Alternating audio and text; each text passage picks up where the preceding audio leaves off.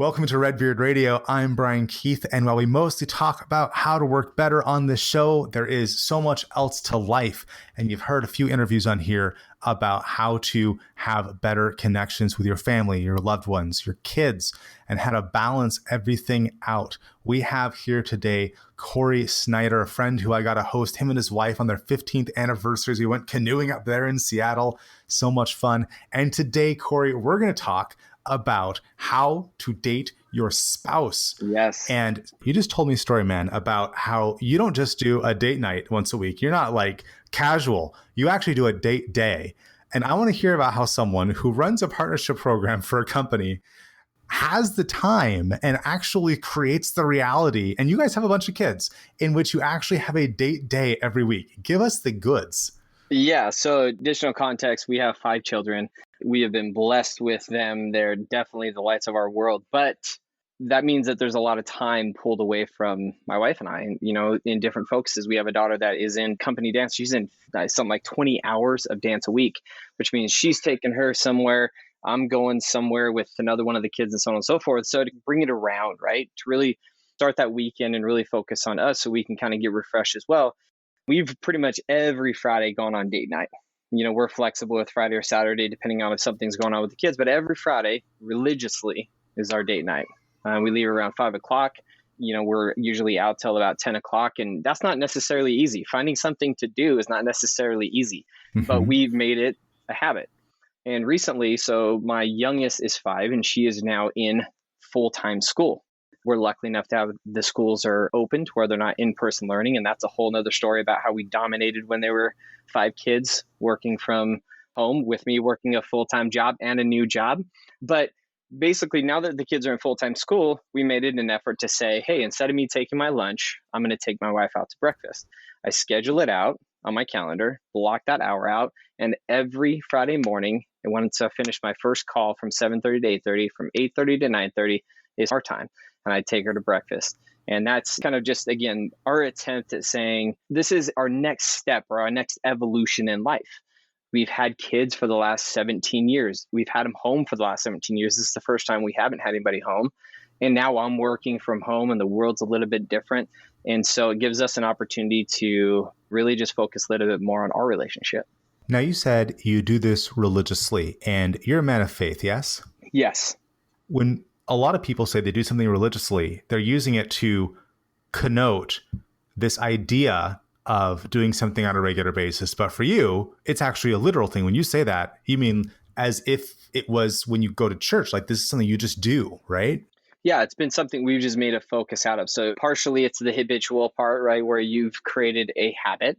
And the other piece is just we focus on religiously. We are very heavy into the importance of family.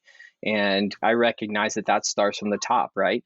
So kids are never going to obviously turn out the way you want them to. That's just not the way that a world works. They have their own personalities and so on and so forth, and their own struggles and trials. But if I can at least set an example as a husband and father of how my spouse or their mom should be treated, I hope that when that time comes where my kids start dating or they look for their spouses, that they will see an example that they can kind of hold against, if that makes sense. I love that idea because sometimes I don't have children myself yet, but I see it in other people where we as in the entrepreneurial, we have this idea that we don't want to neglect our kids. And so we don't take enough time for ourselves or for ourselves and our spouses. And what you're talking about here is that actually by telling your kids where they belong in the order of hierarchy, which is lower on the food chain than your spouse, you are modeling a very specific behavior that if they don't see that, where are they going to learn how to treat their own spouse when they have kids? Completely agree. Yeah. And here's the thing is like, we have done so many different things from trying to do once a week dates with our kids too, having them get their own special time. That's hard. It's extremely hard to do. Yeah. We found that to be where we find that time with them one-to-one is if they have their own activities or my oldest started driving. So we'll let her drive us to the store or something along those lines. That gives us an opportunity to have that conversation. We try to pull them into things that we are doing or activities that we have to do, grocery shopping or something along those lines. And that allows us to get our one-to-one alone time with them to kind of see how life is, how school's going, things like that, versus trying to create a forcing function of, okay, this Friday or this Saturday, now both of the parents are separated from the rest of the family with one kid, and this is their special time. So we try to mix them into kind of just the daily routine or things that happen throughout the week versus forcing a specific day, if that makes sense. I love how you're balancing out how adults tend to be better at routines, whereas kids tend to not be as at good routines. And so you force the kids into things you have to do, like get food, while you create this space for your spouse to go have time. And even if the ritual is we're getting breakfast together, so there's still a container, there's a time and a place and an activity, it's still just this open container in a way where there's just space. So tell me this, everyone who's ever tried to do date night, including myself, has at some point failed because I'm really tired or I'm not feeling well or work just really demands my attention or something else has happened. How do you protect date night, date day, date breakfast? How do you protect that? And how have you so successfully over the decades? Red Bulls. No. That's your secret. Totally kidding. Yes. There are times when it just doesn't work, right? And so how do you make it work? First and foremost, you still hold that time, even if it's at home. So we purchased this book. We've only used it a couple times because we've been able to find other activities. But when we are now able to find activities, there's this book that we bought that basically you open it up and you can scratch it off and it kind of tells you what to do. But it allows you to say, in the home, outside the home, no travel, with travel, things like that. Love it. And so, we've been able to do that. Love it. But like, let's say she's not feeling well or something like that. Then what happens is I make dinner or I order food. I order the pizza. I kind of take that off of her plate as much as I can. So that way, when it's time for us to have our time, we still have our time. It just happens to be, we put on a movie, grab some drinks, and we sit in our room and we watch a movie and we just hang out. And so again, it's still a date night. It just isn't an outside date night. We're still making an effort to say this is our time. Our kids still know this is our time. We just happen to be in the house. Where did this come from? Because you have a pile of kids. You've been a busy professional with travel for a long time. Where did this come from where you decided that this was an important thing, more important than all other things that all of us distract ourselves with instead of spending time with our spouse religiously? Yeah, I think partially, funny enough, it comes from there's a level of selfishness, right? In the sense that I want to spend time with the person that I'm married. And so there is a selfish piece of that. Yeah. But there also is just like when you struggle in life, sometimes you have struggles in marriage and you realize that work-life balance is not the greatest. I have currently, and right now it's probably the worst it's ever been as far as work-life balance because I started a new job. I'm consulting on 2 other companies, now 3. And so now I have kind of 4 jobs, if you will. And so balancing those becomes a little bit harder. But as long as I'm communicating, it makes it much easier in the sense of, hey, here's what's going on this day. Here's what's going on. I got to work till 6 this day. I have to do this. But as long as I'm keeping that time sacred on Friday, I don't care how busy my schedule is, it can wait 4 hours. If I have to wait till 10 o'clock at night and now we're in bed asleep, then I'll go and I'll get up and I'll work for another 2 hours. But that time was still sacred. That was our time. That's what I try to do. But it really comes down to just, we're together forever, man. So we might as well figure out what we do and don't like. We've been married for now 18 years or going on 18 years. And we've kind of got a groove now. And that's also something that we're trying to make sure that we're breaking up. You don't want to always get in just this groove because then it becomes routine. And for married adults, it's not always good to have a routine. Yeah, there's the phrase, to love is to have, to lust is to want. Yes. That doesn't matter what it is. We get used to things really fast as humans. And this is mine, this is normal. And then suddenly it's not exciting because we're humans and we don't think very good. Yes. Yeah.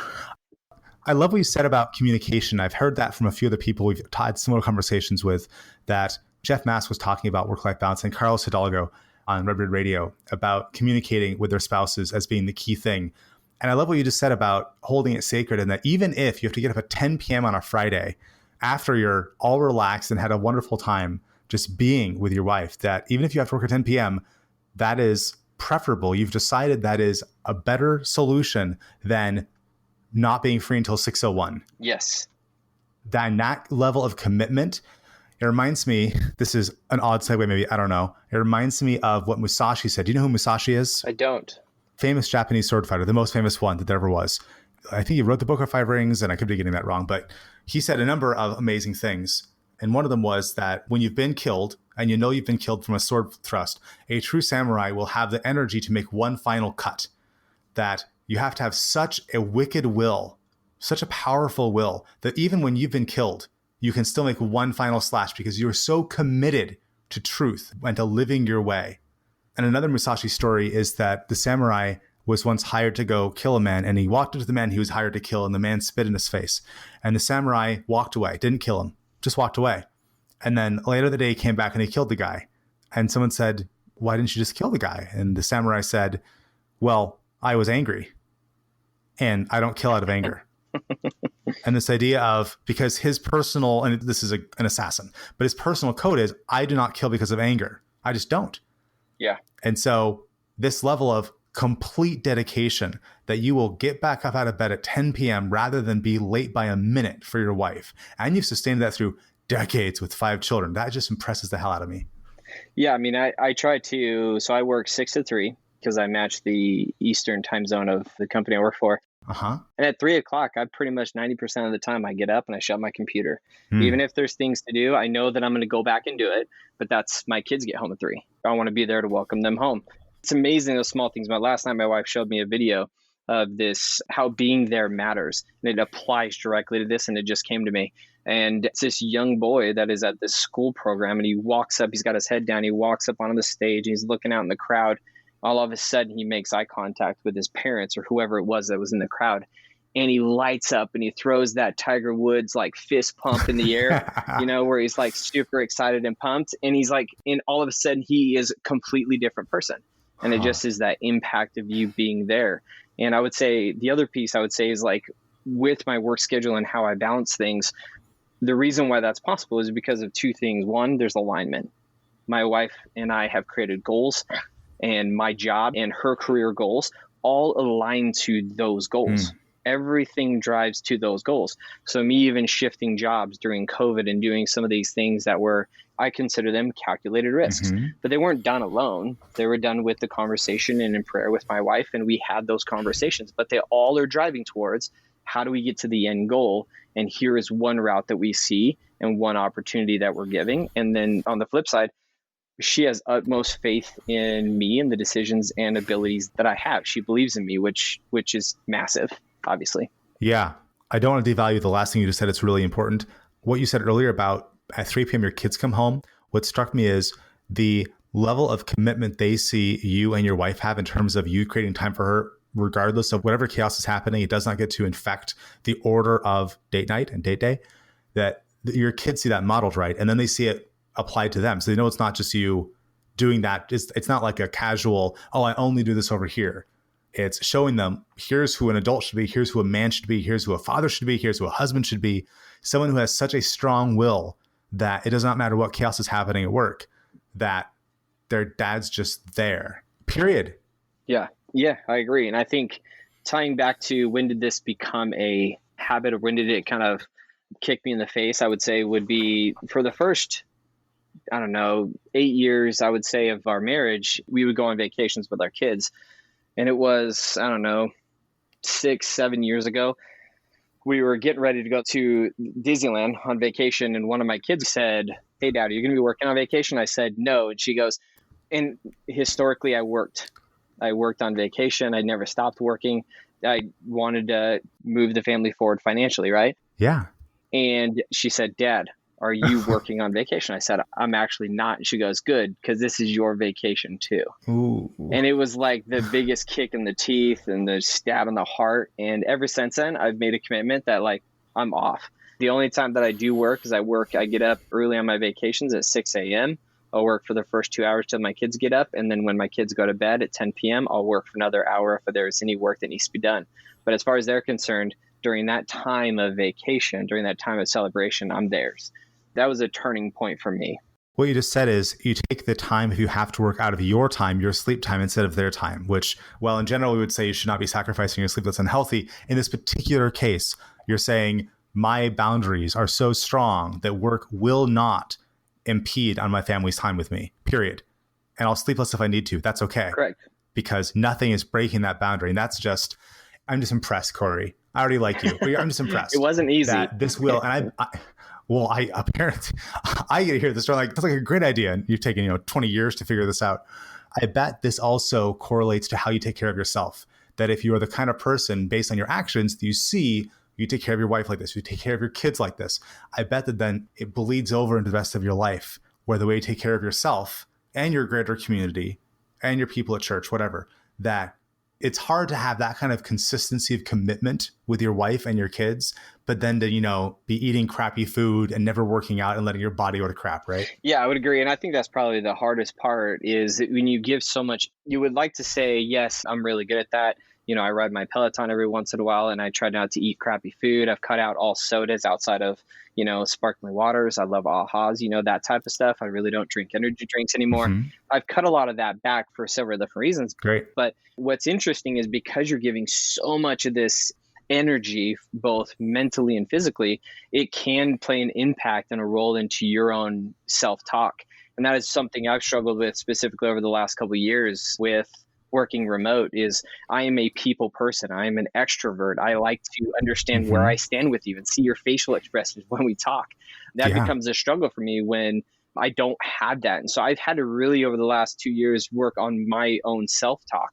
Actually, like my wife, she has confidence in me and my kids and so on and so forth, but I may not be telling myself that. And so at night when it's time to go to bed and you're like, crap, I could have done this better. I could have done this better. That's been something I've been struggling with and I've worked on heavily is self-talk. And so I started writing stuff down on my mirror as far as like be a better me, be a better father, be a better husband, be a better friend, and some other goals, weight goals and other things. And that to me has helped out a little bit in the sense of the mentality piece of the pie. When I go to bed, I'm brushing my teeth, I see it, I'm like, oh, just last thing for the most part I see when we go to bed. When I wake up and I get out of the shower, boom, that's the thing I see. So for me, that has helped. I still have that mental talk where I have to step away and kind of like talk to myself and be like, you don't have to be like, oh, Cory, you're a badass. I'm not saying that.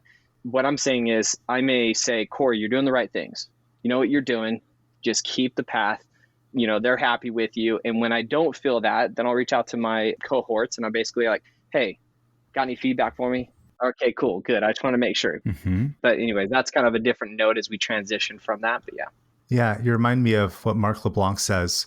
He's a speaker on business success. And he says, no matter what you did last week, last year, yesterday, no matter what you're doing today, let it end with today.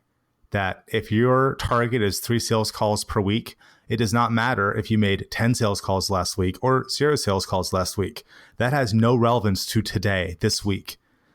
And just let your victories and your failures live. Just let them go. And it's a really hard thing. Entrepreneurs, we love to carry. Like I will gladly tell you all about my victories that I earned, 10 or 15 years ago or 20 years ago. Did you know that I was a national level competitor in Quiz Bowl, which is sort of like Jeopardy for high schoolers? Now, Cory, that was a little while ago. And yes, my team won state 4A champion in Washington State back in 2002. But that's not me. That was a person who existed in 2002. Yes. So why in the world would I take pride in a person who's not me? I am me now. Maybe I can take pride in something from yesterday or a week ago. I don't know. But the same thing has to apply to failures. That I'm divorced, for example. Am I proud of that? No. Am I going to carry that around as a guilty thing? Also, no. That it's as bad to be proud of yourself for a thing you did a decade ago as to be beating yourself up. That the question is, who are you going to be today?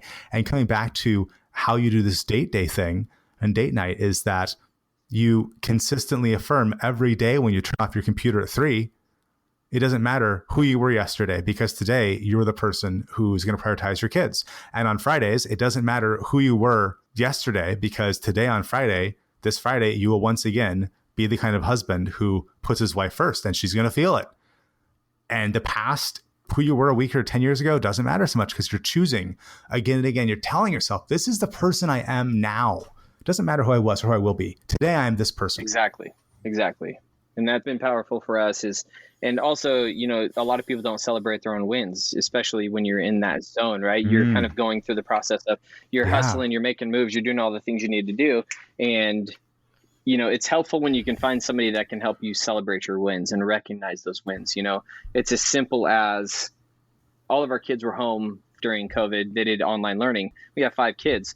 I had one sitting behind me. My wife set up two, one to her right, one to her left. And then we had our two teenagers that were able to be self-sufficient, but we were crushing it. I mean, I'm like, everybody's losing their minds with one kid, and I totally get it. But we mentally came into this saying, we are going to dominate online learning. The teachers are struggling. We're going to struggle. Hey, it's part of the process, but we are going to dominate this. And that we did, and we felt good about it. But it was as simple as, let's go get a nice steak dinner tonight just for kicking ass as a couple, with this online learning. And it was something that's so simple that just made the world of it. And so we went to dinner, and the people said, are you celebrating anything? We're like, yeah, we're celebrating being badass parents during COVID and this online learning. So it's so that's simple, great. But it was powerful for us. That's an amazing story. Cory, if folks want to hear more of your stories and want to connect with you, where's a great place to find you? I'm one of the old school people. If you want to connect to me on LinkedIn, obviously you can. I believe it is Cory Snyder. I believe it is CORYSNYDER. In addition, I'll give you my personal email address and my phone number. Feel free to give me a call. But my personal email, I'm an old school guy, so I have an MSN account. But it's nice. Yeah, it's Cory, CORYDSNYDER at MSN.com. Feel free to shoot me an email. Reach out to me on the LinkedIn, and that's going to be probably your two best ways to get a hold of me. Thank you so much for sharing your stories. You have me thinking about, how can I honor my fiance better? How can I honor myself better? And where am I missing this level of dedication that you have? Even though I don't have kids yet, that doesn't mean I can't look at, well, if Cory can shut his computer off at 3 p.m. when the kids get home, obviously I can do the same thing in some other context.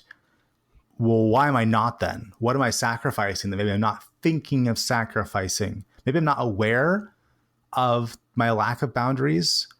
But if I put on my Cory hat and say, well, how would Cory have better boundaries here? Or with date night? So I'm profoundly grateful for this chance to look at how I'm living when I don't have 5 kids. So it should be easy, right?